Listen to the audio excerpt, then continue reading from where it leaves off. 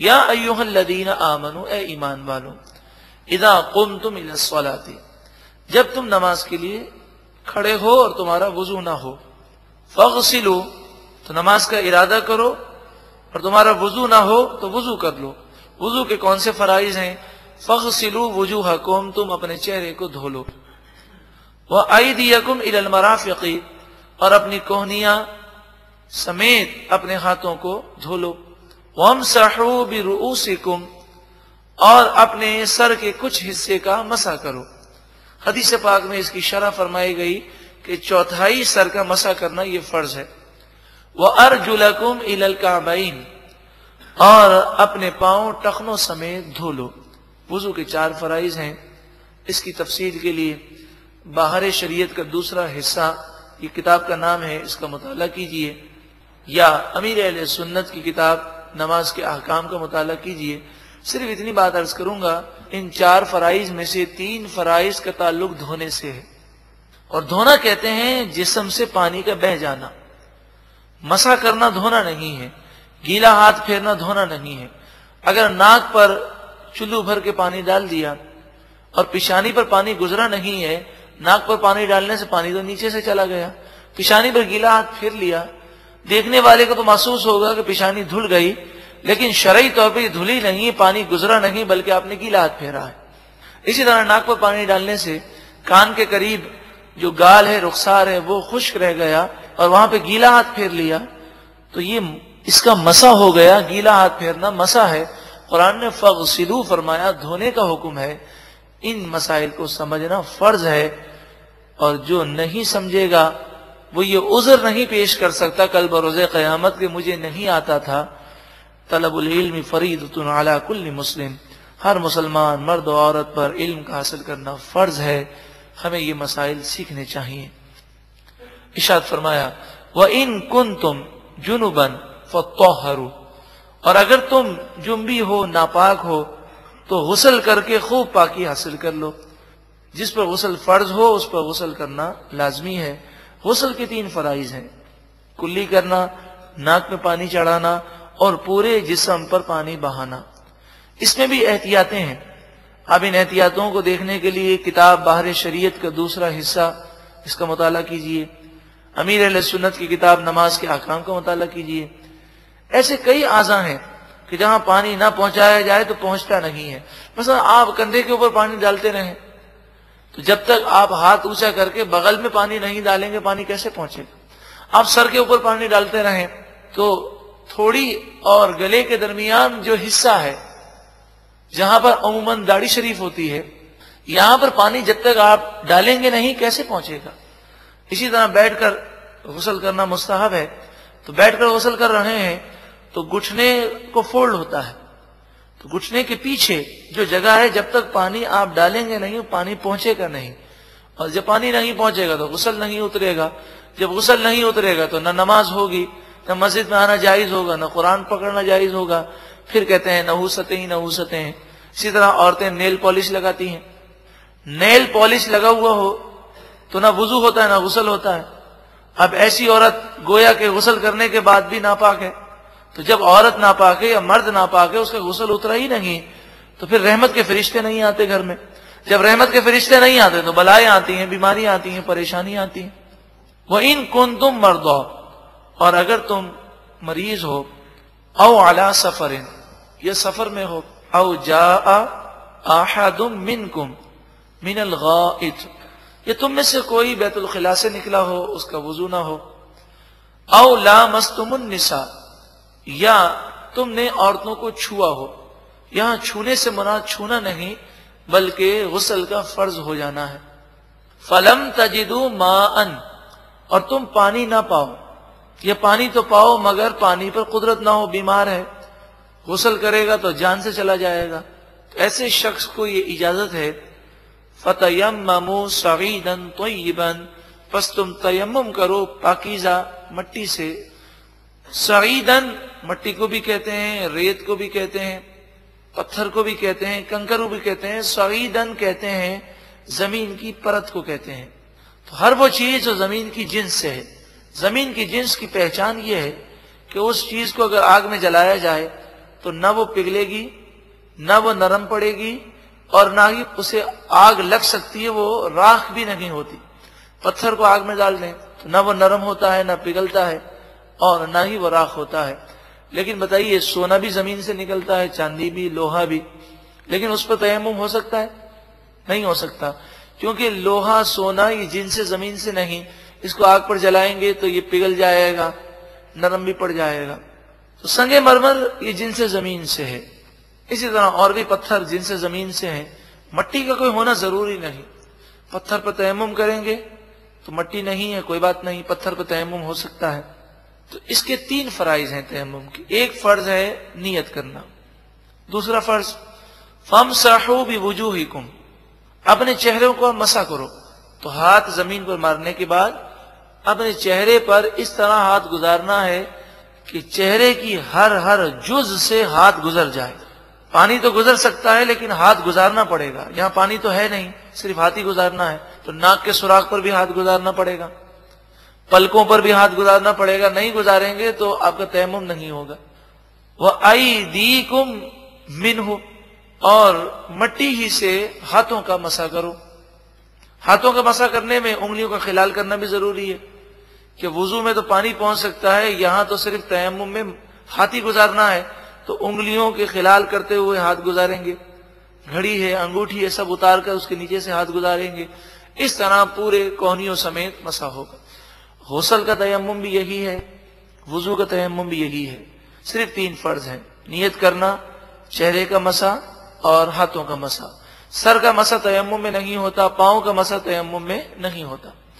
ما یرید اللہ لیجعل علیکم من حرج، اللہ تعالیٰ یہ ارادہ نہیں فرماتا کہ تم پر حرج ڈالے، مشکل ڈالے، اللہ تعالیٰ اس کا ارادہ نہیں فرماتا۔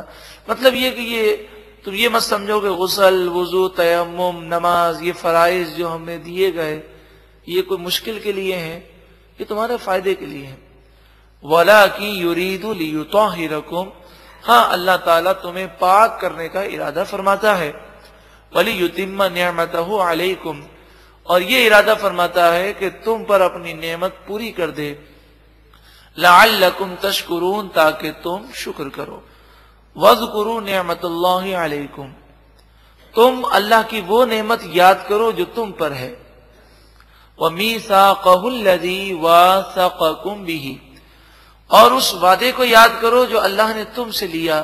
ہر مسلمان جب کلمہ پڑھتا ہے لا الہ الا اللہ محمد رسول اللہ صلی اللہ علیہ وسلم، تو اس کلمے کا تقاضا یہ ہے کہ جسے وہ معبود مان رہا ہے اور جس شخصیت کو وہ رسول مان رہا ہے، فرما برداری انہی کی کرے اور ان کی نافرمانی نہ کرے، یہ معاہدہ ہے۔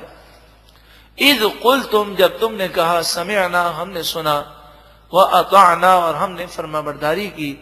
اس آیت میں وہ صحابہ کرام بھی داخل ہیں کہ جن سے بیعت رضوان کے موقع پر حضور نے بیعت لی، اور عقبہ، بیعت عقبہ، جو آج کل جہاں پر بڑا شیطان ہے جسے ہم کنکریاں مارتے ہیں منی میں، اس مقام پر مدینہ منورہ کے چند لوگوں کا خیمہ ہوا کرتا تھا حج کے دوران۔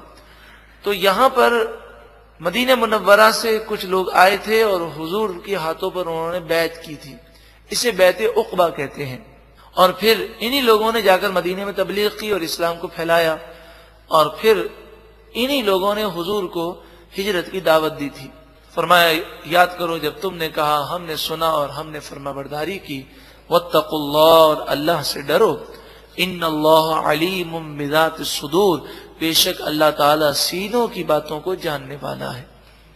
یا ایھا الذین آمنوا، اے ایمان والو، کونوا قوامین للہ شہداء بالقسط، انصاف کے ساتھ اللہ کے لیے گواہی قائم کرنے والے بن جاؤ۔ گواہی دو اور انصاف کی بات کہو، کسی کی مروت نہ کرو، ہمیشہ سچ بولو۔ ولا یجرمنکم شنآن قوم علی الا تعدلوا، کسی قوم کی دشمنی تمہیں نا انصافی پر نہ ابھارے کہ کسی قوم کی دشمنی میں تم جھوٹ بولنے لگو۔ اعدلوا، انصاف کرو۔ ہوا اقرب للتقوی، انصاف کرنا، سچی بات بتانا، یہی تقوی کے زیادہ قریب ہے۔ واتقوا اللہ، اللہ سے ڈرو، ان اللہ خبیر بما تعملون، بے شک اللہ تعالیٰ تمہارے تمام کاموں سے باخبر ہے۔ وعد اللہ الذین آمنوا، اللہ نے ایمان والوں سے وعدہ فرمایا، وہ ایمان والے وعملوا الصالحات جنہوں نے اچھے عمل کیے، لہم مغفرۃ واجر عظیم، ان کے لیے مغفرت ہے اور اجر عظیم ہے۔ والذین کفروا، اور وہ لوگ جنہوں نے کفر کیا، وکذبوا، اور جھٹلایا، بآیاتنا، ہماری آیتوں کو، اولئک اصحاب الجحیم، یہی لوگ جہنمی ہیں۔ یا ایھا الذین آمنوا اذکروا، اے ایمان والوں یاد کرو، نعمت اللہ علیکم، اللہ کی وہ نعمتیں جو اللہ نے تم پر نازل فرمائیں۔ نعمتیں یاد کرو، ناشکری نہ کرو، شکر کرو۔ اور ایک نعمت یہاں پر ذکر کی گئی، اذ ہم قوم ان یبسطوا الیکم ایدیہم، جب ایک کافر قوم نے اپنے ہاتھ تم پر بڑھانے کی کوشش کی، فکف ایدیہم، پس اللہ نے ان کے ہاتھ عنکم، تم سے روک دیے۔ واتقوا اللہ، اور اللہ سے ڈرو، وعلی اللہ فلیتوکل المؤمنون، اور مومنوں کو چاہیے کہ وہ اللہ ہی پر بھروسہ کریں۔ ایک وقت تھا مکے میں مسلمان تھے، کافر ظلم کرتے تھے، اللہ نے مسلمانوں کو غلبہ دیا اور کافروں کی اب جرت نہ رہی، تو فرمایا اس نعمت کو یاد کرو۔ ہمیں بھی چاہیے کہ ہم اس نعمت کو یاد کریں جب پاکستان بننے سے پہلے مسلمانوں پر اس قدر ظلم ہوتا تھا کہ جو ٹرین انڈیا سے چل کر پاکستان آتی وہ آدھی سے زیادہ لاشوں سے بھری ہوئی ہوتی، خون سے لت پت ہوتی، خون ٹپک رہا ہوتا۔ اور آج آپ کو حقیقت عرض کروں کہ آج انڈیا میں اگر مسلمان محفوظ ہیں تو پاکستان کی وجہ سے محفوظ ہیں، کیونکہ انڈیا یہ دنیا کو بتانا چاہتا ہے کہ نہیں نہیں، ہمارے ملک میں ہم مسلمانوں پر کوئی ظلم نہیں کرتے، اور دو قومی نظریے کی کوئی ضرورت نہ تھی، پاکستان بنانے کی کوئی ضرورت نہ تھی۔ تو وہ یہ دکھانے کے لیے مسلمانوں کے ساتھ کچھ اچھا سلوک کرنے کی کوشش کرتے ہیں، مگر پھر بھی انڈیا کے مسلمان جب فسادات ہوتے ہیں تو بڑی مشکل میں آتے ہیں۔ اللہ تعالی تمام مسلمانوں کو ظالموں کے ظلم سے نجات عطا فرمائے۔ درود پاک پڑھ لیجئے۔ مولایا صلی وسلم دائما ابدا علی حبیبک خیر الخلق کلہم۔ وَلَقَدْ أَخَذَ اللَّهُ مِيثَاقَ بَنِي إِسْرَائِيلَ، اور بے شک اللہ نے بنی اسرائیل سے پکا وعدہ لیا کہ تم نافرمانی نہ کرو گے، لیکن انہوں نے نافرمانی کی۔ وَبَعَثْنَا مِنْهُمُ 12 نَقِيبًا، اور ہم نے ان بنی اسرائیل میں 12 سردار مقرر کیے، کیونکہ حضرت یعقوب علیہ السلام کے 12 بیٹے تھے، اور ان 12 بیٹوں کی اولاد 12 قبیلوں میں تقسیم ہوئی، لہذا ہر قبیلے کا ایک سردار مقرر فرمایا، جسے قرآن نے نقیب قرار دیا۔ وقال اللہ، اور اللہ تعالیٰ نے فرمایا، انی معکم، بے شک میں تمہارے ساتھ ہوں، لئن اقمتم الصلاۃ، اگر تم نماز قائم کرو گے، وآتیتم الزکاۃ، اور تم زکوٰۃ دو گے، وآمنتم برسلی، اور میرے رسولوں پر تم ایمان لاؤ گے، وعزرتموہم، اور تم ان رسولوں کی تعظیم و توقیر کرو گے، ان کی مدد کرو گے، وَأَقْرَضْتُمُ اللَّهَ قَرْضًا حَسَنًا، اور تم اللہ کو قرض حسنہ دو گے، یعنی اللہ کی راہ میں مال خرچ کرو گے، لَأُكَفِّرَنَّ عَنْكُمْ سَيِّئَاتِكُمْ، ضرور بضرور میں تم سے تمہارے گناہ مٹا دوں گا، وَلَأُدْخِلَنَّكُمْ جَنَّاتٍ تَجْرِي مِن تَحْتِهَا الْأَنْهَارُ، اور ضرور بضرور میں تمہیں ایسی جنتوں میں داخل کروں گا جن کے نیچے نہریں رواں دواں ہوں گی۔ فمن کفر بعد ذلک منکم، اس معاہدے کے بعد جو کوئی تم میں سے کفر کرے گا، فقد، پس بے شک، ضل سواء السبیل، وہ سیدھے راستے سے بھٹک گیا۔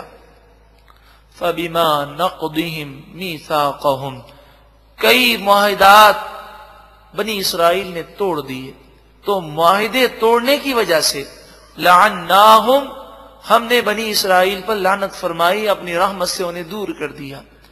وجعلنا قلوبهم قاسیہ، اور ہم نے ان کے دل سخت کر دیے۔ تو گناہ کرنے سے دل سخت ہوتا ہے، حدیث پاک میں بھی ہے، جب کوئی ایک گناہ کرتا ہے تو دل پر سیاہ نقطہ لگتا ہے، توبہ نہ کرے پھر گناہ کرے تو یہ نقطہ بڑھتا جاتا ہے، یہاں تک کہ اس کا پورا دل کالا اور سیاہ ہو جاتا ہے۔ حدیث پاک میں فرمایا دلوں کو بھی زنگ لگ جاتا ہے، اور فرمایا اس کی صفائی کا حل یہ ہے کہ کثرت سے توبہ کی جائے، کثرت سے موت کو یاد کیا جائے، اور کثرت سے قرآن پاک کی تلاوت کی جائے، قرآن پاک کو سمجھا جائے۔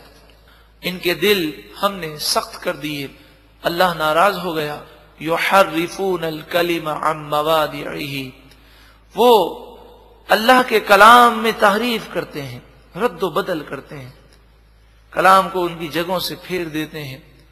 وَنَسُوا حَظًّا مِّمَّا ذُكِّرُوا بِهِ، اور جو ہم نے انہیں نصیحتیں کی اس میں سے ایک بڑا حصہ وہ بھول گئے، ان نصیحتوں پر انہوں نے عمل نہ کیا۔ وَلَا تَزَالُ تَطَّلِعُ عَلَى خَائِنَةٍ مِّنْهُمْ، اے محبوب ہمیشہ آپ یہودیوں کی سازشوں پر مطلع ہوتے رہیں گے، اور یہ ہمارے لیے بھی درس ہے، یہودی تا قیامت سازش کرتے ہی رہیں گے، تو ان کی سازشوں سے بچنے کا طریقہ تقوی اور پرہیزگاری ہے۔ الا قلیلا منہم، مگر ان میں سے تھوڑے ایمان لائیں گے اور سازشیں نہیں کریں گے۔ فاعف عنہم، پس آپ ان سے درگزر فرمائیے، واصفح، اور انہیں چھوڑ دیجئے، کیونکہ ابھی یہودیوں کے خلاف جہاد کا حکم نہیں آیا تھا، مسلمان اس وقت کفار سے لڑ رہے تھے، تو ایک اور محاذ جنگ کھولنے کی اجازت نہ تھی، تو فرمایا ابھی آپ ان سے درگزر کریں، انہیں چھوڑ دیں۔ پھر جب جہاد کا حکم ہوا تو نبی اکرم صلی اللہ علیہ وآلہ وسلم نے یہودیوں سے جہاد فرمایا۔ ان اللہ یحب المحسنین، بے شک اللہ تعالی نیکی کرنے والوں کو پسند فرماتا ہے۔ ومن الذین قالوا انا نصارى، اور لوگوں میں سے بعض وہ لوگ ہیں جنہوں نے کہا کہ ہم عیسائی ہیں، عیسائیوں کا ذکر کیا گیا، نصارہ عیسائیوں کو کہتے ہیں۔ اخذنا میثاقهم، ان لوگوں سے ہم نے پختہ وعدہ لیا۔ فنسوا حظا مما ذکروا به، تو جو انہیں نصیحتیں کی گئی تھیں وہ نصیحتوں میں سے اکثر نصیحتوں کو بھول گئے۔ یہی حال اب مسلمانوں کا ہے، نہ قرآن پر عمل ہے نہ حدیث پر عمل ہے، انہیں پتہ ہی نہیں کہ اللہ اور اس کے رسول نے کیا فرمایا، اگر معلوم ہے تو وہ عمل نہیں کرتے، اور عمل نہ کرنا گویا کہ بھول جانا ہے۔ فَأَغْرَيْنَا بَيْنَهُمُ الْعَدَاوَةَ وَالْبَغْضَاءَ إِلَى يَوْمِ الْقِيَامَةِ، جب انہوں نے ایسا کیا تو قیامت تک ہم نے یہودیوں اور عیسائیوں سب کے درمیان عداوت اور بغض اور دشمنی کو رکھ دیا۔ یہودی عیسائی کے دشمن ہیں، عیسائی یہودیوں کے دشمن ہیں، خود یہودیوں میں آپس میں فرقے ہیں، عیسائیوں میں فرقے ہیں جو آپس میں ایک دوسرے کے دشمن ہیں، مگر سب مسلمانوں کو مشترکہ دشمن سمجھتے ہیں، اور ان کے جو مفکرین کہلاتے ہیں انہوں نے آپس کی لڑائی کو ختم کرنے کے لیے اور وقتی طور پر دبانے کے لیے مسلمانوں کا ہوا دے دیا، القاعدہ کا ہوا دے دیا، دہشت گردی کا ہوا دے دیا، کیونکہ ان کی تو ایسی لڑائیاں ہوتی تھیں۔ شمالی آئرلینڈ کے واقعات آپ نے اخبارات میں پڑھے ہوں گے، ایک دوسرے کے چرچوں میں جا کر انہوں نے بم پھینکے ہیں، سامنے ایک دوسرے کے خلاف فائرنگ کی ہے، اس طرح ان کی عیسائیوں میں لڑائیاں ہیں، مگر انہوں نے مسلمانوں کو دشمن بنا کر پیش کر دیا، اور یہ کانسیپٹ دیا کہ اپنی لڑائیاں چھوڑو، یہ مشترکہ جو دشمن ہے ہمیں اس کا مقابلہ کرنا ہے، اور اس کا ہوا انہوں نے بٹھانے کی کوشش کی۔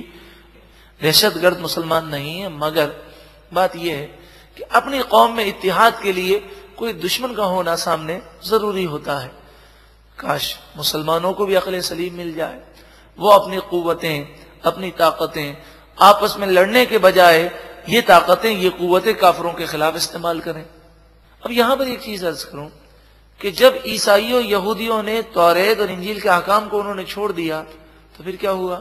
دشمنیاں پیدا ہو گئیں. مسلمانوں نے بھی دین کو چھوڑا تو بھائی بھائی میں دشمنی ہے، گھر گھر میں آگ لگی ہوئی ہے. بسا اوقات تو نعوذ باللہ من ذالک لوگ آ کے بتاتے ہیں کہ ہم کسی کو بتا نہیں سکتے، آپ کو بتا رہے ہیں، آپ دعا کریں کہ ہمارے بچے ہم پر ہاتھ اٹھاتے ہیں. نعوذ باللہ من ذالک ثم نعوذ باللہ من ذالک. یہ میڈیا، یہ جدید تعلیم، یہ یہود و نصارہ کی تہذیب ہمارے ملک میں گھسنے کے نتائج ہیں. وَسَوْفَ يُنَبِّئُهُمُ اللَّهُ بِمَا كَانُوا يَصْنَعُونَ. اور ان قریب اللہ انہیں خبر کر دے گا ان برے کاموں کی جو وہ کیا کرتے تھے. کل بروز قیامت انہیں سزا دی جائے گی. یا اہل الکتاب، اے اہل کتاب، قد جاءکم رسولنا، بے شک تمہارے پاس ہمارے رسول آ گئے. یبین لکم کثیرا مما کنتم تخفون من الکتاب. وہ رسول بہت ساری وہ چیزیں ظاہر کرتے ہیں جو تم اللہ کی کتاب میں چھپایا کرتے تھے. توریت و انجیل کی بے شمار باتیں تم چھپاتے تھے، یہ نبی تمہیں بتاتے ہیں. وَيَعْفُو عَنْ كَثِيرٍ. اور بہت ساری باتوں کو وہ بیان نہیں کرتے حکمت کے تحت. جس بات کا حکم ہوتا ہے اللہ کی طرف سے وہ بتاتے ہیں کہ توریت میں یہ بات تھی، تم نے یہ بات چھپائی ہے.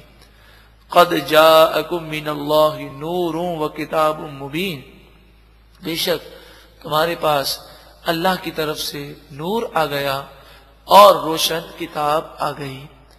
دیکھیں، نور سے مراد حضور ہیں اور روشن کتاب سے مراد قرآن پاک ہے. میں آپ سے اگر یہ کہوں کہ آپ کے پاس زید اور بکر آ گیا تو آپ جانتے ہیں زید الگ چیز ہے، بکر الگ چیز ہے. تو واو جو ہے یہ اکثر مغایرت کے لیے آتا ہے. نور سے مراد حضور ہیں اور کتاب مبین سے مراد قرآن ہے.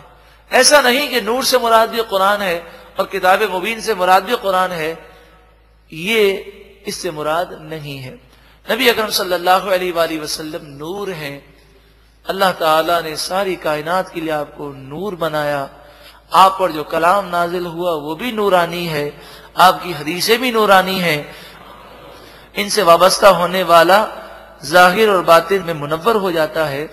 نبی اکرم صلی اللہ علیہ وآلہ وسلم ایسے نور ہیں کہ سب سے پہلے اللہ تعالیٰ نے ساری کائنات بنانے سے پہلے سب سے پہلے اپنے محبوب کا نور پیدا کیا. حدیث صحیح میں موجود ہے، اپنے محبوب کا نور پیدا کیا اور اسی نور سے پوری کائنات بنائی. اور یہ نور پھر حضرت آدم علیہ السلام میں رکھا اور فرشتے اس نور کی دیدار کے لیے آتے اور پھر یہ نور منتقل ہوتا رہا. اور پھر 12 ربیع الاول کو نبی اکرم صلی اللہ علیہ وآلہ وسلم کی ولادت جب ہوئی تو حضرت بی بی آمنہ فرماتی ہیں کہ ایسا نورانی منظر تھا، حجاز میں رہتے ہوئے میں نے کیسر و کسرا کے محلات کو دیکھ لیا اور مشرق و مغرب میرے لیے روشن ہو گیا. اللہ تعالیٰ اس نورانی رسول کے صدقے میں ہمارے ظاہر اور باطن کی گندگیوں کو دور فرمائے اور ہمیں منور فرما دے. یہدی بہ اللہ، اللہ تعالیٰ اس کے ذریعے ہدایت عطا فرماتا ہے. من اتبع رضوانہ، اسے جو اللہ کی رضامندی پر چلے، جو اللہ کی رضامندی حاصل کرنے کی کوشش کرے. اور کہاں چلے؟ سبل السلام، سلامتی کے راستوں پر چلے، انہیں اللہ ہدایت دیتا ہے. وَيُخْرِجُهُم مِّنَ الظُّلُمَاتِ إِلَى النُّورِ بِإِذْنِهِ، اور اللہ ان مسلمانوں کو، ان ہدایت کے طلبگاروں کو اپنے اذن سے اندھیروں سے نکال کر نور کی طرف لے جاتا ہے. وَيَهْدِيهِمْ إِلَى صِرَاطٍ مُسْتَقِيمٍ، اور انہیں سیدھے راستے کی ہدایت دیتا ہے. اے پروردگار ہمیں بھی ایسا ہی بنا دے. لقد کفر الذین قالوا، بے شک کفر کیا ان لوگوں نے جنہوں نے کہا ان اللہ هو المسیح ابن مریم. ان کافروں نے، ان عیسائیوں نے یہ کہا بے شک اللہ عیسیٰ ابن مریم ہے. نعوذ باللہ من ذالک. عیسائیوں میں کئی فرقے ہیں، تو ایک فرقے نے یہ کہا کہ عیسیٰ علیہ السلام نعوذ باللہ من ذالک اللہ ہی ہیں جو اتر آئے ہیں ہم میں. اور پھر وہ دوبارہ واپس چلے گئے، نعوذ باللہ من ذالک۔ تو یہ میں عرض کروں کہ تمام عیسائی اس بات پر متفق نہیں ہے کہ حضرت عیسیٰ علیہ السلام شہید ہو گئے، ان میں بھی اختلافات ہیں۔ قل، اے محبوب آپ فرمائیے، فَمَن يَمْلِكُ مِنَ اللَّهِ شَيْئًا إِنْ أَرَادَ أَن يُهْلِكَ الْمَسِيحَ ابْنَ مَرْيَمَ وَأُمَّهُ وَمَن فِي الْأَرْضِ جَمِيعًا۔ اے محبوب آپ فرمائیے کہ تم حضرت عیسیٰ علیہ السلام کو خدا سمجھتے ہو، اللہ سمجھتے ہو، تو ذرا یہ بتاؤ کہ اگر اللہ تعالیٰ عیسیٰ علیہ السلام اور ان کی ماں اور بلکہ تمام انسانوں کو، تمام کائنات میں جو مخلوق ہے سب کو وفات دینا چاہے تو کیا کوئی اللہ کو روک سکتا ہے؟ کوئی نہیں روک سکتا۔ تو اللہ وہ ایک ہی ہے اور وہی معبود حقیقی ہے، اس کے علاوہ کوئی معبود نہیں۔ وَلِلَّهِ مُلْكُ السَّمَاوَاتِ وَالْأَرْضِ وَمَا بَيْنَهُمَا، اللہ ہی کے لیے آسمان و زمین کی بادشاہت ہے اور اللہ ہی کے لیے جو آسمان و زمین کے درمیان ہے۔ يَخْلُقُ مَا يَشَاءُ، وہ جو چاہتا ہے پیدا فرماتا ہے۔ وَاللَّهُ عَلَى كُلِّ شَيْءٍ قَدِيرٌ، اور اللہ ہر چاہت پر قادر ہے۔ وَقَالَتِ الْيَهُودُ وَالنَّصَارَى نَحْنُ أَبْنَاءُ اللَّهِ وَأَحِبَّاؤُهُ، یہودی اور عیسائی بولے کہ ہم اللہ کے بیٹے ہیں اور اللہ کے محبوب بندے ہیں۔ یہاں بیٹے سے مراد یہ نہیں کہ عیسائی یہودی اپنے آپ کو خدا کے بیٹا سمجھتے تھے، یا بیٹے سے مراد یہ ہے کہ جس طرح باپ اپنے بیٹے سے محبت کرتا ہے اللہ بھی ہم سے محبت کرتا ہے۔ بیٹا کتنا بھی سرکش ہو لیکن باپ ہی کا بیٹا کہلاتا ہے، وہ بیٹا ہونے سے خارج نہیں ہوتا۔ اسی طرح ہم کچھ بھی کریں ہم جنتی ہیں، یہ وہ کہنا چاہتے تھے۔ قرآن مجید فرقان حمید نے اس کا جواب دیا، قل، اے محبوب آپ فرمائیے، فَلِمَا يُعَذِّبُكُمْ بِذُنُوبِكُمْ، پھر وہ تمہیں تمہارے گناہوں کی وجہ سے سزا کیوں دیتا ہے؟ دنیا کے اندر مشکلات آتی ہیں، پریشانیاں آتی ہیں، یہ پریشانیاں یا مشکلات گناہوں کی وجہ سے آتی ہیں، تو کیوں آتی ہیں؟ پھر یہودی اس بات کو تو مانتے ہی ہیں کہ 40 دن تک ہم پہلے جہنم میں جلیں گے پھر جنت میں جائیں گے، نیک بھی جلے گا اور بد بھی جلے گا۔ تو اگر تم اللہ کے بیٹے سمجھتے ہو اپنے آپ کو تو اللہ تعالیٰ تمہیں جہنم میں کیوں ڈالے گا؟ بل انتم بشر ممن خلق، تم عام بشر ہی ہو ان لوگوں میں سے جنہیں اللہ نے پیدا فرمایا۔ یغفر لمن یشاء، اللہ جسے چاہے بخش دے، وَيُعَذِّبُ مَن یشاء، جسے چاہے عذاب دے۔ اور یہ اللہ نے وعدہ فرما لیا کہ جس کا خاتمہ کفر پر ہوا، شرک پر ہوا، اس کی بخشش نہیں ہوگی، اور جس کا خاتمہ ایمان پر ہوا وہ چاہے کتنا بھی گناہگار ہو، وہ اگر جہنم میں گیا بھی تو جہنم کی سزا پا کر وہ جنت میں ضرور جائے گا۔ ہاں گناہگار مومن ہے، جہنم کا مستحق بھی ہے، لیکن ایمان پر خاتمہ ہوا، اللہ تعالی چاہے تو بلا حساب و کتاب اسے جنت عطا فرما دے، یہ اس کی رحمت کی باتیں ہیں۔ وَلِلَّهِ مُلْكُ السَّمَاوَاتِ وَالْأَرْضِ وَمَا بَيْنَهُمَا، اور اللہ ہی کے لیے آسمان و زمین کی بادشاہت ہے، اور جو کچھ آسمانوں کے درمیان ہے، زمین کے درمیان ہے، اس کا بھی بادشاہ مالک حقیقی صرف اور صرف اللہ ہے۔ وَإِلَيْهِ الْمَصِيرُ، اور اللہ ہی کی طرف پلٹنا ہے۔ یا اہل الکتاب، اے اہل کتاب، قد جاءکم رسولنا، تمہارے پاس ہمارے رسول آ گئے، یبین لکم، تمہیں وہ بیان کرتے ہیں، شرعی احکام بتاتے ہیں، علی فترۃ من الرسل، زمانہ فطرت اس زمانے کو کہتے ہیں کہ جس میں پوری دنیا میں کوئی نبی نہ ہو۔ حضرت عیسیٰ علیہ السلام سے لے کر حضور کے اعلان نبوت تک پوری دنیا میں کوئی نبی پھر نہیں آیا۔ تو حضرت عیسیٰ اور حضور کے درمیان تقریباً 650 سال کا فاصلہ ہے۔ تو 650 سال یا 550 سال کا جو فاصلہ ہے، اس فاصلے میں کسی اور نبی کا ظہور نہیں ہوا، اسے زمانہ فطرت کہتے ہیں۔ تو زمانہ فطرت میں یہ لوگ زندگی گزار رہے تھے، تو اب وہ زمانہ ختم ہوا اور حضور تشریف لے آئے، اب اللہ تعالیٰ کے احکامات وہ بیان فرما رہے ہیں۔ زمانہ فطرت تھا، رسول اور نبیوں کا سلسلہ موقوف تھا۔ ان تقولوا، اس لیے ہمارے رسول آ گئے کہ تم قیامت کے دن یہ نہ کہہ سکو ما جاءنا من بشیر ولا نذیر، ہمارے پاس تو کوئی ڈر سنانے والا، خوشخبری سنانے والا اور ڈر سنانے والا آیا ہی نہیں، کوئی آتا تو ہم ایمان لے آتے۔ فقد جاءکم بشیر ونذیر، پر بے شک تمہارے پاس خوشخبری سنانے والے بھی آ گئے اور ڈر سنانے والے بھی محبوب آ گئے صلی اللہ علیہ وسلم، کہ نیک لوگوں کو جنت کی خوشخبری سناتے ہیں اور گناہ گاروں کو جہنم سے ڈراتے ہیں۔ واللہ، اور اللہ تعالی علی کل شیء قدیر، ہر چاہت پر قادر ہے۔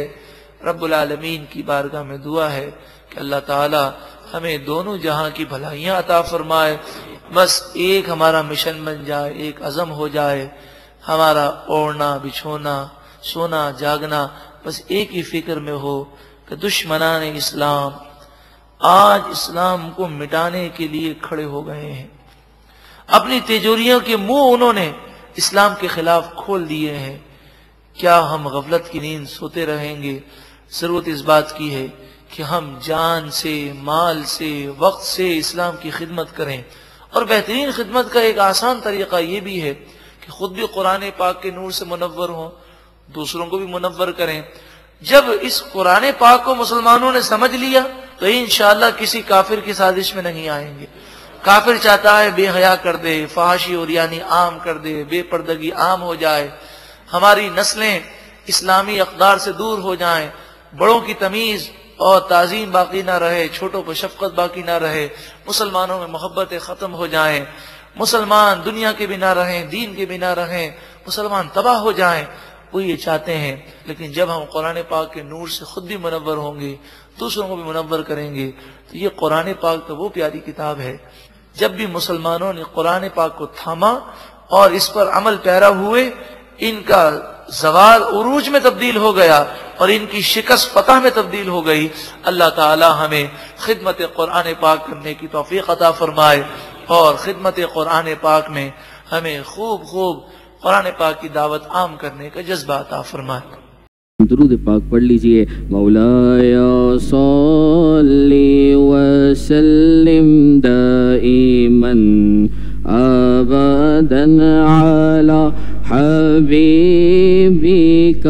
خیر الخلق کلہم۔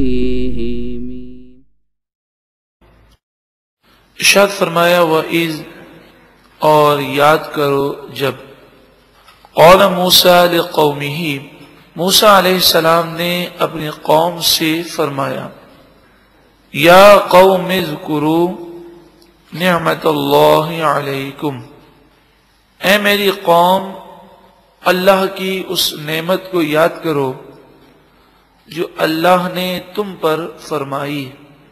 اذ جعل فیکم انبیاء، جب اللہ نے تمہارے درمیان انبیاء کو مبعوث فرمایا۔ بنی اسرائیل میں ہزاروں انبیاء، اور ایک روایت کے مطابق تقریباً 80,000 انبیاء بھیجے گئے۔ وَجَعَلَكُمْ مُلُوكًا، اور اس نعمت کو یاد کرو کہ اللہ نے تمہیں بادشاہت عطا فرمائی۔ بنی اسرائیل میں جس طرح نبوت انہیں عطا کی گئی، اس طرح بنی اسرائیل کو دنیا کی بادشاہت بھی عطا کی گئی۔ وَآتَاكُمْ مَا لَمْ يُؤْتِ أَحَدًا مِنَ الْعَالَمِينَ، اور اس نعمت کو یاد کرو کہ اللہ نے تمہیں وہ نعمتیں عطا فرمائی جو جہاں میں کسی اور کو نہیں عطا فرمائی، کہ من و سلوہ تم پر اترا، بادل سایبان بن کر تمہیں سایہ دے رہا ہے، 12 چشمے تمہارے لیے پھوٹ پڑے، تمہارے لیے سمندر میں 12 راستے بنا دیے گئے، اور فرعون اپنے ساتھیوں سمیت غرق ہو گیا۔ تو ایسی بے شمار نعمتیں ہیں کہ جو اللہ تعالیٰ نے تمہیں عطا فرمائی اور جہاں میں کسی اور کو یہ نعمتیں عطا نہیں فرمائی، تو تم ان نعمتوں پر اللہ کا شکر ادا کرو۔ حضرت موسیٰ علیہ نبینا علیہ الصلوۃ والسلام بنی اسرائیل کو لے کر مصر سے روانہ ہوئے. راستے میں سمندر آیا، سمندر کے 12 راستے بن گئے اور بنی اسرائیل اس سمندر سے پار ہو گئے. فرعون اس سمندر میں غرق ہو گیا. جب فرعون اور فرعون کا لشکر اس میں غرق ہو گیا تو اب آپ بنی اسرائیل کو لے کر دوبارہ مصر آ گئے. اب مصر میں بنی اسرائیل کی حکومت ہو گئی. فرعون کی جو چیزیں بچ گئی تھیں ان چیزوں کے بنی اسرائیل مالک ہو گئے. لیکن اصل میں بنی اسرائیل کا مسکن مصر نہیں ہے. اصل میں ان کا وطن شام فلسطین کی سرزمین ہے، بیت المقدس کی سرزمین ہے. حضرت ابراہیم علیہ السلام، حضرت اسحاق علیہ السلام، حضرت یعقوب علیہ السلام کا یہ مسکن رہا ہے. اور یعقوب علیہ السلام اپنی اولاد کو لے کر مصر آئے تھے جب حضرت یوسف علیہ السلام مصر کے بادشاہ بنے، اور پھر یہ حضرت یعقوب علیہ السلام کی اولاد مصر میں آباد ہوئی اور 400 سال گزر گئے.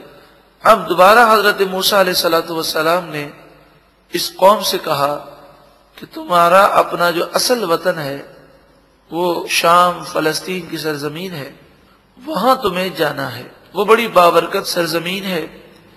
اس سرزمین پر اس وقت کافروں کا قبضہ ہے، تمہیں ان سے جہاد کرنا ہے اور پھر اس سرزمین میں داخل ہو جانا ہے.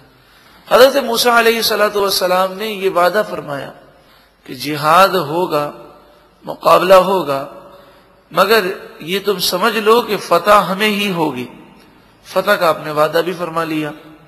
ارشاد فرمایا یا قوم ادخلوا الارض المقدسۃ التي كتب اللہ لکم.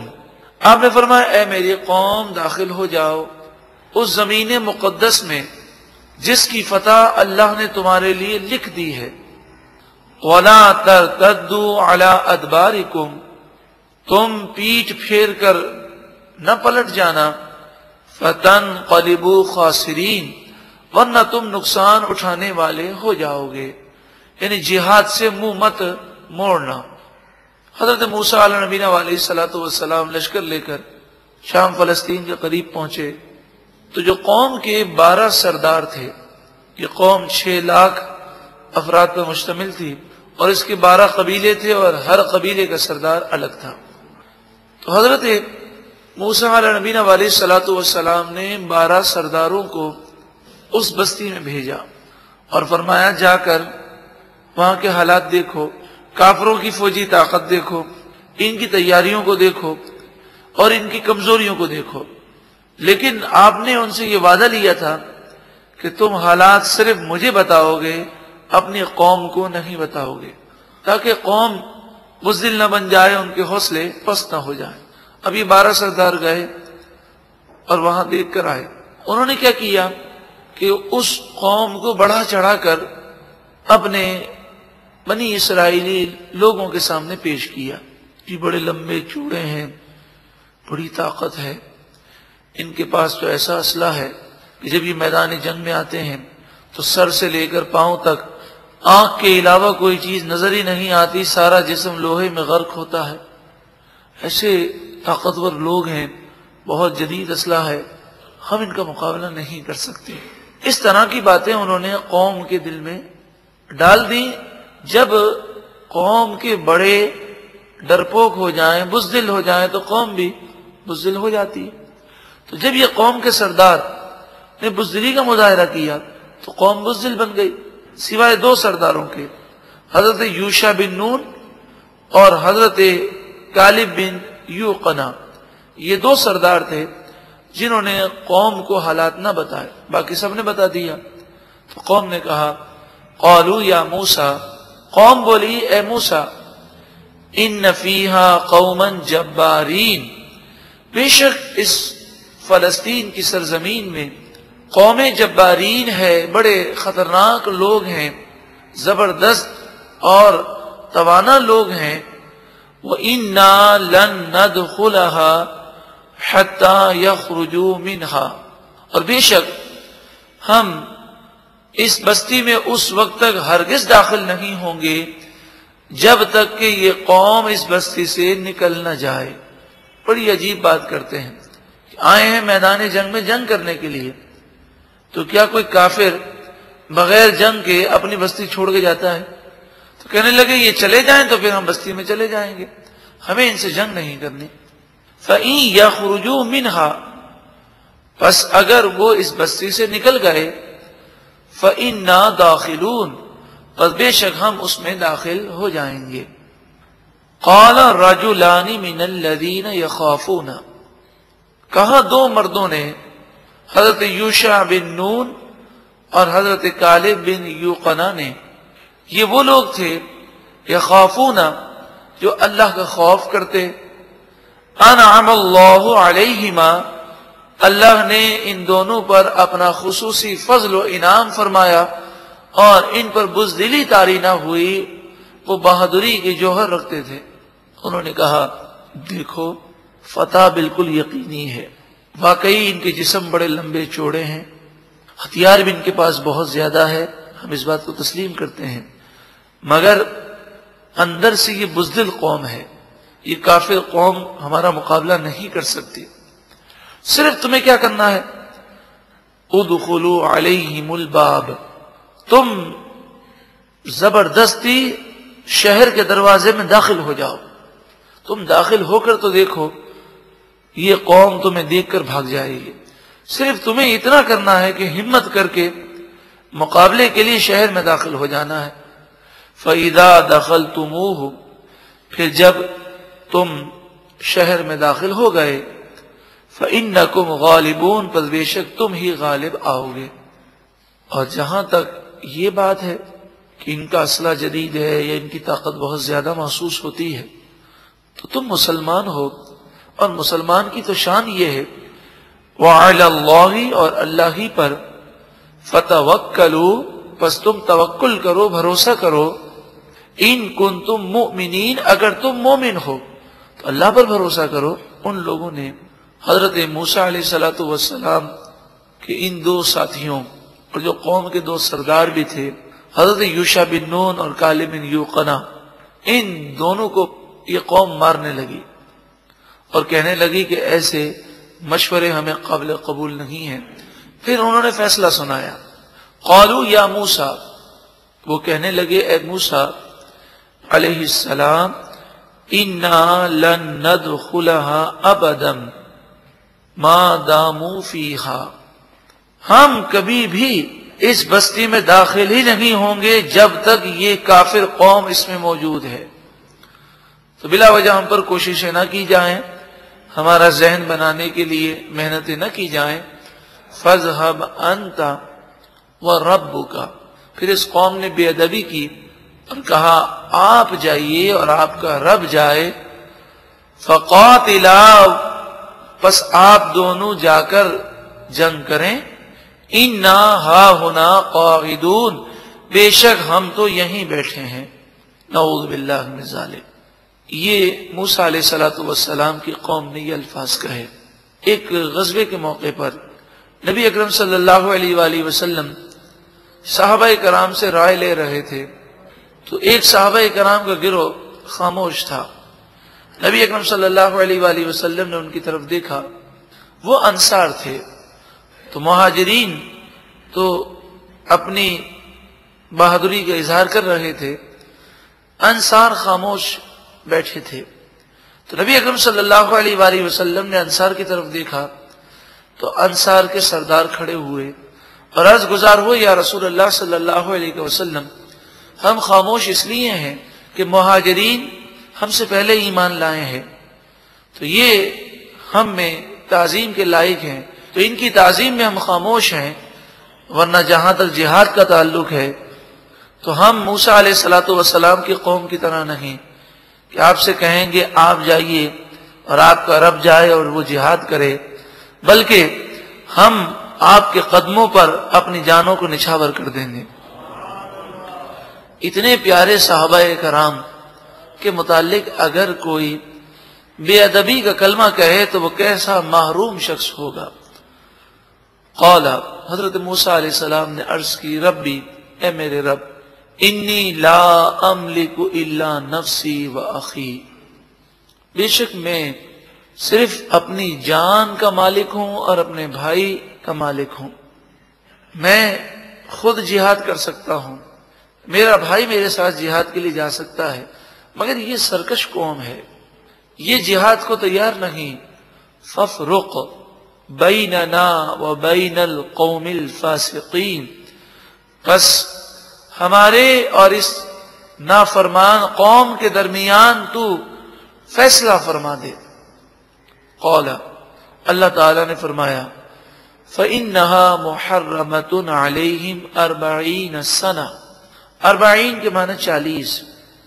ارشاد فرمایا کہ پس بے شک یہ بیت المقدس کی سرزمین اس قوم پر 40 سال کے لیے حرام کر دی گئی۔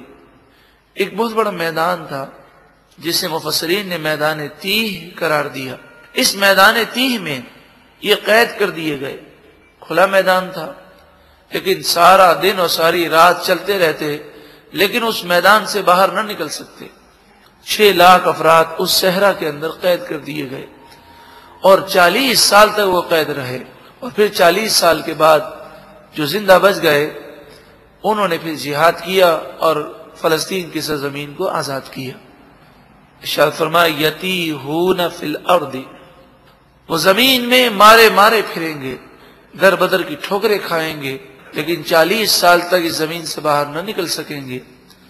فلا تأس علی القوم الفاسقین، پس اے موسیٰ علیہ السلام نافرمان قوم پر آپ افسوس نہ کرنا، یہ سزا مقرر کر دی گئی۔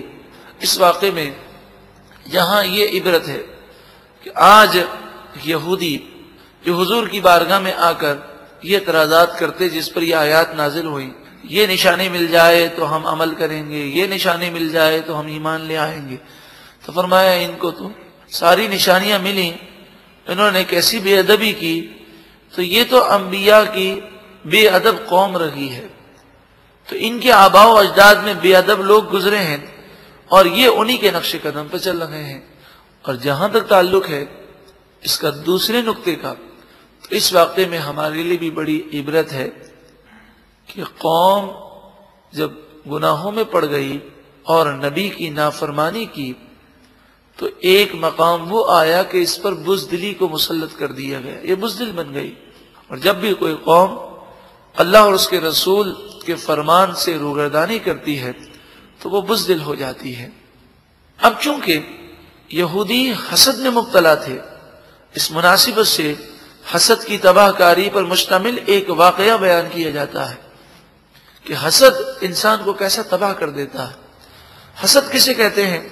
حسد کہتے ہیں کسی کی نعمت پر جلنا اور یہ تمنا کرنا کہ وہ سامنے والا اس نعمت سے محروم ہو جائے اور ایسی نعمت مجھے مل جائے۔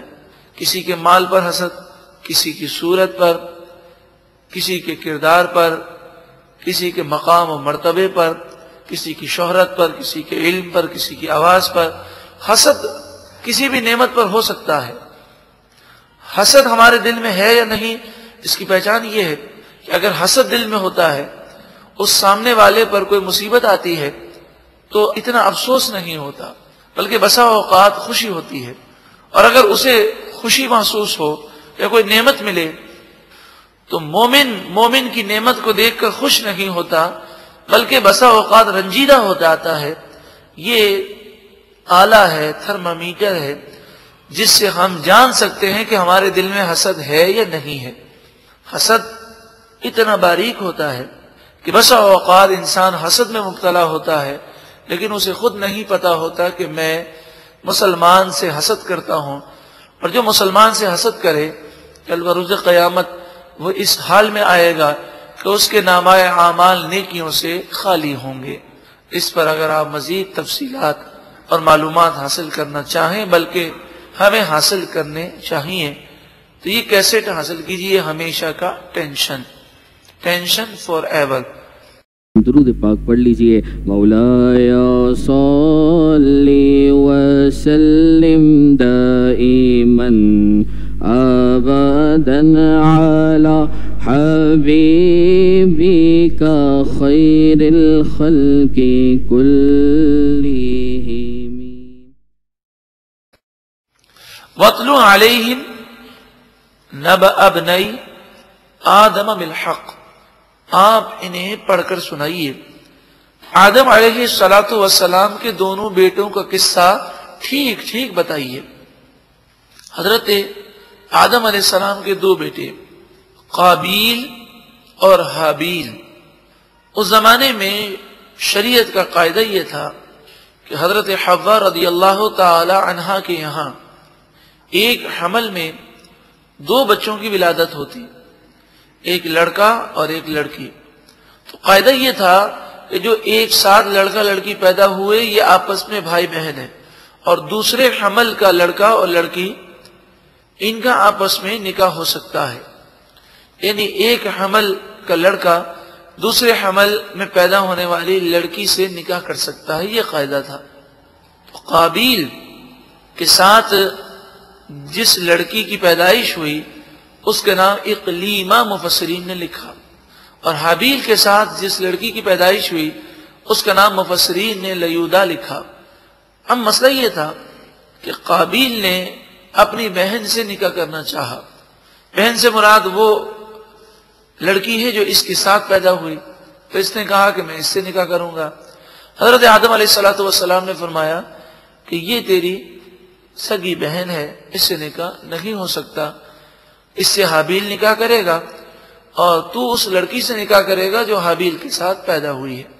تو قابیل نے کہا نعوذ باللہ من ذالک کہ یہ تو آپ نے اپنی مرضی سے قانون بنایا ہے، وہ بھی آپ کی اولاد ہے، یہ بھی آپ کی اولاد ہے، یہ میری بہن ہے اور یہ میری بہن نہیں، یہ کیسے ہو سکتا ہے؟ تو آپ نے اسے سمجھایا کہ شریعت کا یہ قاعدہ ہے۔ اس زمانے میں نسل انسانی کو بڑھانے کا اس کے علاوہ اور کوئی طریقہ نہ تھا۔ یہ نہ مانا تو آپ نے فرمایا اچھا ایسا کرو کہ تم دونوں قربانی پیش کرو، جس کی قربانی اللہ کی بارگاہ میں مقبول ہوگی اس کا نکاح ہم اس سے کر دیں گے۔ تو دونوں نے قربانی پیش کی۔ کہا جاتا ہے کہ حابیل نے گندم کو پیش کیا اور قابیل نے بکری کی قربانی پیش کی، اور ایک روایت اس کے برعکس ہے۔ خیر، قربانی پیش کی گئی، قربانی سے یہاں مراد یہ ہے کہ قربانی رکھ دی جاتی، اب گندم رکھ دیا گیا، بکری رکھ دی گئی، اوپر سے آگ آتی اور جس کی قربانی مقبول ہوتی آگ اس قربانی کو راکھ کر دیتی، یہ اس کی علامت ہوتی کہ یہ قربانی اللہ کی بارگاہ میں مقبول ہو گئی۔ تو حابیل کی قربانی مقبول ہو گئی اور قابیل کی قربانی مقبول نہ ہوئی۔ ابھی میں نے عرض کیا جب انسان کسی سے حسد میں مبتلا ہوتا ہے تو حاسد سامنے والے کی نعمت دیکھ کر اور جلتا ہے اور حسد میں اور اضافہ ہوتا ہے، تو اس طرح قابیل کا حسد اور بڑھ گیا۔ اذ قربا قربانا، جب دونوں نے قربانیاں پیش کی، فتقبل من احدہما، تو ان میں سے ایک کی قربانی قبول کی گئی، یعنی حابیل کی قربانی قبول ہوئی، ولم يتقبل من الآخر، اور دوسرے کی قربانی قبول نہ ہوئی۔ قال، حسد کی آگ جب انسان کو بہت بھڑکا دیتی ہے تو پہلے تو وہ تمنائیں کرتا ہے کہ سامنے والا اس نعمت سے محروم ہو جائے، لیکن جب تمنا کر کر کے بھی کام نہیں چلتا تو بسا اوقات وہ قتل کرنے کو بھی تیار ہو جاتا ہے۔ قال لأقتلنک، قابیل نے کہا اے حابیل میں ضرور بضرور تجھے قتل کر دوں گا، مار دوں گا۔ قال، حابیل نے جواب دیا کہ اس میں اتنے جلنے کی بات کیا ہے، اس میں میرا کیا قصور ہے؟ قربانی ہم دونوں نے پیش کی، میری قربانی مقبول ہوئی، تیری قربانی رد ہو گئی۔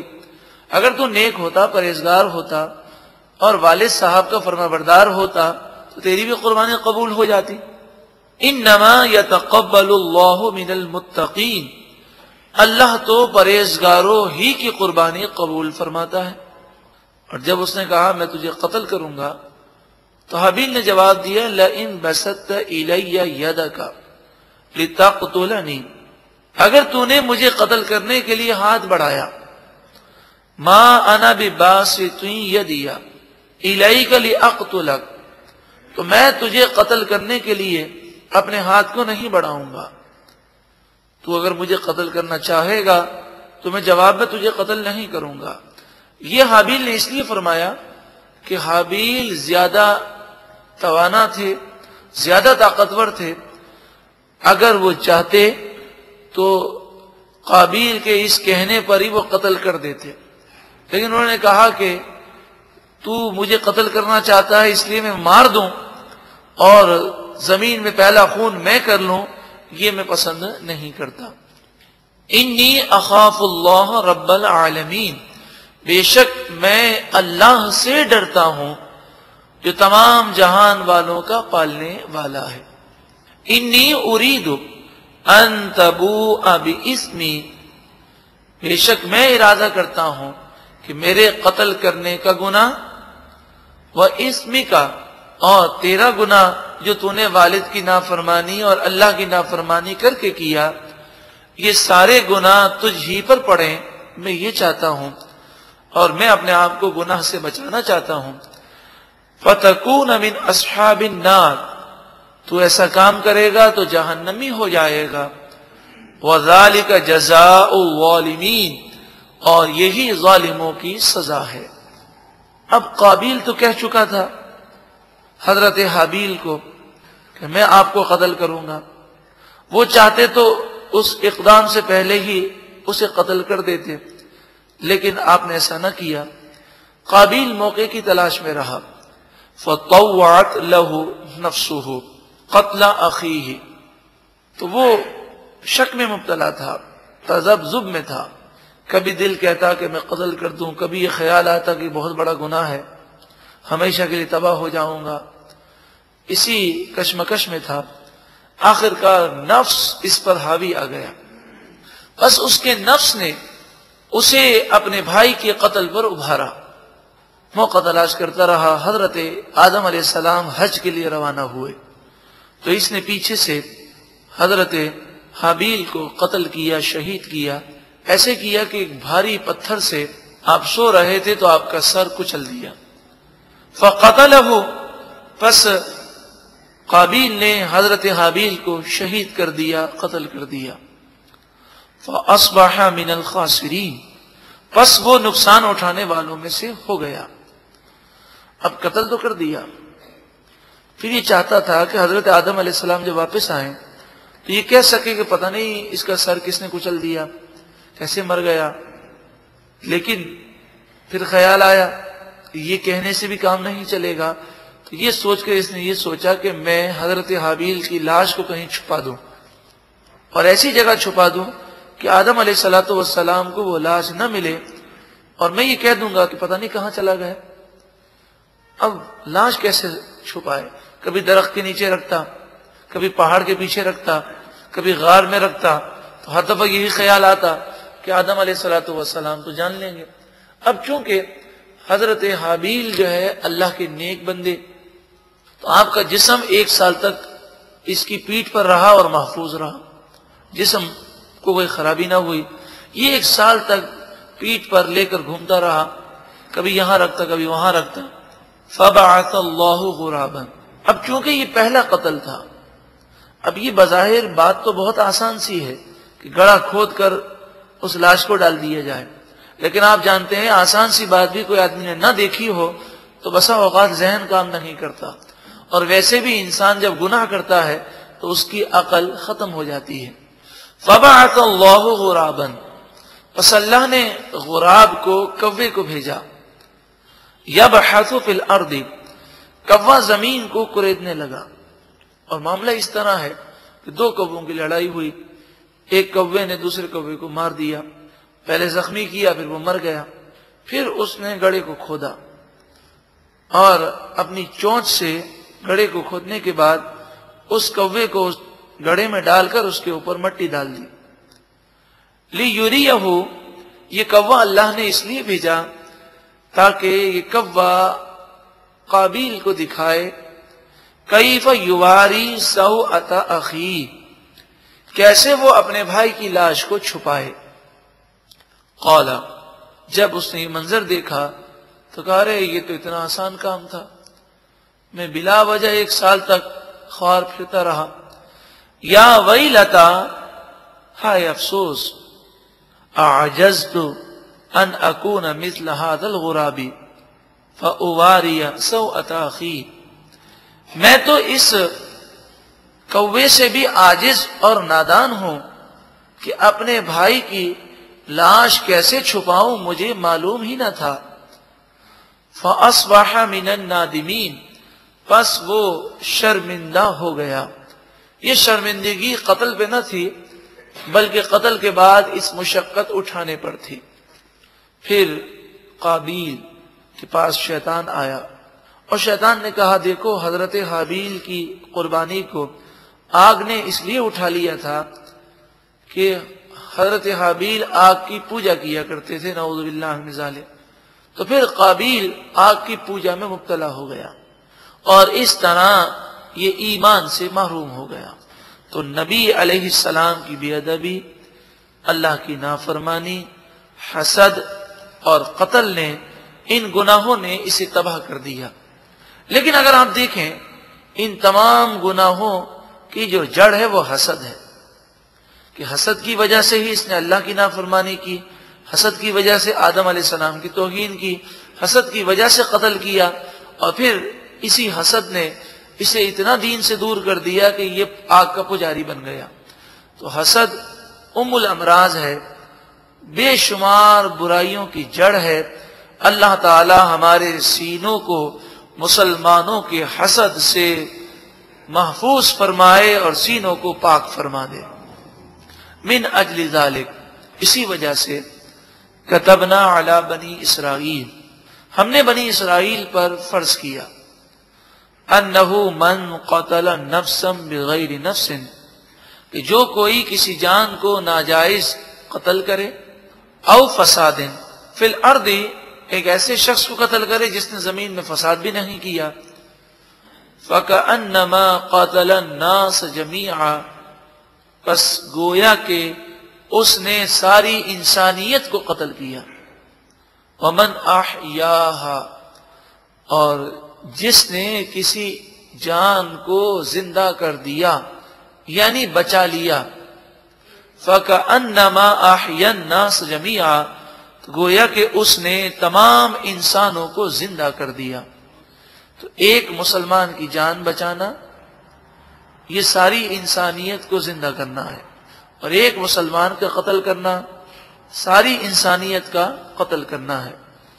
یہاں تک قتل اتنا بڑا جرم ہے کہ اگر ایک مسلمان کے قتل میں ساری دنیا شامل ہو جائے اور وہ ناجائز قتل ہو، حدیث پاک میں فرمایا اللہ تعالیٰ تمام انسانوں کو جو اس قتل میں شامل ہوں گے، اس پر راضی ہوں گے، اس پر خوش ہوں گے، اس کی ترغیب دینے والے ہوں گے، سب کو اللہ تعالیٰ جہنم میں داخل فرمائے گا. آگے ارشاد فرمایا وَلَقَدْ جَاءَتْهُمْ رُسُلُنَا بِالْبَيِّنَاتِ، اور بے شک ان کے پاس ہمارے رسول روشن نشانیاں لے کر آئے. ثم، پھر ان کثیرا منہم بعد ذلک فی الارض لمسرفون، پھر بہت سارے لوگ اس کے بعد زمین میں ظلم کرنے والے ہیں، گناہ کرنے والے ہیں. ان ظلم کرنے والوں اور گناہ کرنے والوں میں ڈاکو بھی ہیں اور اسلامی گورنمنٹ کے باغی بھی ہیں، جن کا مقصد ملک کو کمزور کرنا ہے. ایسے سازش کرنے والے باغیوں اور ڈاکوؤں کو کیا سزا دینی چاہیے؟ قرآن مجید فرقان حمید ارشاد فرماتا ہے انما جزاء الذین یحاربون اللہ ورسولہ، وہ لوگ جو اللہ اور اس کے رسول سے جنگ کرتے ہیں، بغاوت کرتے ہیں، وَيَسْعَوْنَ فِي الْأَرْضِ فَسَادًا، اور زمین میں فساد کرتے ہوئے پھرتے ہیں، ڈاکہ زنی کرتے ہیں، أَن يُقَتَّلُوا، انہیں قتل کیا جائے، او یصلبوا، یا انہیں سولی پہ چڑھایا جائے، پھانسی دی جائے، او تقطع ایدیہم وارجلہم من خلاف، یا ان کے ہاتھ اور ان کے پاؤں مخالف سمتوں میں کاٹ دیے جائیں، سیدھا ہاتھ اور الٹا پاؤں. او ينفوا من الارض، یا انہیں زمین سے دور بھگا دیا جائے، ملک بدر کر دیا جائے۔ ڈاکو کی مختلف اقسام ہیں۔ ایک تو وہ دہشت گرد ہوتے ہیں جن کا مقصد صرف دہشت پھیلانا ہے، ایسے ڈاکوؤں کی سزا ملک بدر کر دینا ہے، جبکہ اس بات کا خطرہ نہ ہو کہ وہ وہاں جا کر پھر مزید سازشیں کر سکیں گے۔ ایسے ڈاکو کہ جو دہشت بھی پھیلاتے ہیں اور لوگوں کا مال بھی لوٹ لیتے ہیں اسلحہ دکھا کر، مگر کسی کو قتل نہیں کرتے، تو ایسے ڈاکو پکڑے جائیں تو ان کا سیدھا ہاتھ کاٹ دیا جائے اور الٹا پاؤں کاٹ دیا جائے۔ اور جو ڈاکو دہشت بھی پھیلاتے ہیں، مال بھی لوٹتے ہیں، انسانوں کو مار بھی دیتے ہیں، وہ جب پکڑے جائیں تو انہیں قتل کر دیا جائے اور 3 دن تک ان کی لاش سولی پر چڑھا کر لوگوں کے لیے عبرت کا نمونہ بنا دی جائے۔ ذالک لہم خزی فی الدنیا، یہ دنیا میں ان کے لیے رسوائی ہے، وَلَهُمْ فِي الْآخِرَةِ عَذَابٌ عَظِيمٌ، اور آخرت میں ان کے لیے بڑا عذاب ہے۔ إِلَّا الَّذِينَ تَابُوا مِن قَبْلِ أَن تَقْدِرُوا عَلَيْهِمْ، مگر وہ لوگ کہ جو گرفتار ہونے سے پہلے توبہ کر لیں اور نیک بن جائیں اور حقوق العباد کی معافی تلافی کر لیں تو پھر ان کے لیے یہ سزائیں نہیں ہوں گی۔ فَاعْلَمُوا، پس خوب جان لو، ان اللہ غفور الرحیم، بے شک اللہ بخشنے والا مہربان ہے۔ درود پاک پڑھ لیجئے۔ مولایا صلی وسلم دائما ابدا علی حبیبک خیر الخلق کل